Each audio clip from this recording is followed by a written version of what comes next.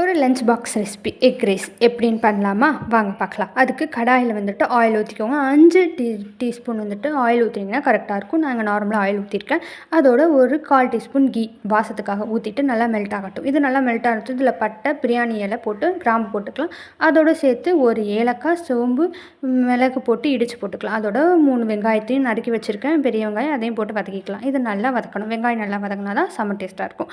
வதங்கினதுக்கப்புறம் ஒரு மிளகாவை நம்ம இதில் வெட்டி போட்டிருக்கேன் நான். நீங்கள் இன்னும் காரத்துக்கு ஏற்ப போட்டுக்கோங்க. நல்லா வதக்கினதுக்கப்புறம் முட்டையை 3 உடைச்சி ஊற்றிக்கலாம். முட்டை இன்னும் போட்டால் இன்னும் சூப்பராக இருக்கும். நம்ம 3 வெங்காயத்துக்கு 3 முட்டை கணக்குக்கு போட்டு நல்லா வதக்கிக்கலாம். இதை ஒட்டாமல் வரத்துக்கு நல்லா ஆயில் ஊற்றி வதக்கிக்கலாம். இதுக்கு நம்ம வந்து சகப்புத்தூள், மஞ்சத்தூள், உப்பு 3த்துமே 1 டீஸ்பூன் போட்டுக்கலாம். மஞ்சத்தூள் மட்டும் 1/4 டீஸ்பூன் போட்டுக்கோங்க. இது நல்லா வதங்கினதுக்கப்புறம் ரைஸ் 2 கரண்டி வந்து நிறையா எடுத்து போட்டுக்கலாம். இதை நல்லா மிக்ஸ் பண்ணுங்கள்.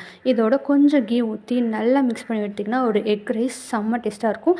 ரைஸ் போட்டதுக்கப்புறம் மீடியமில் எடுத்துக்கோங்க. ரைஸ் பொலன்னு இருந்துச்சுன்னா இன்னும் சூப்பராக இருக்கும்.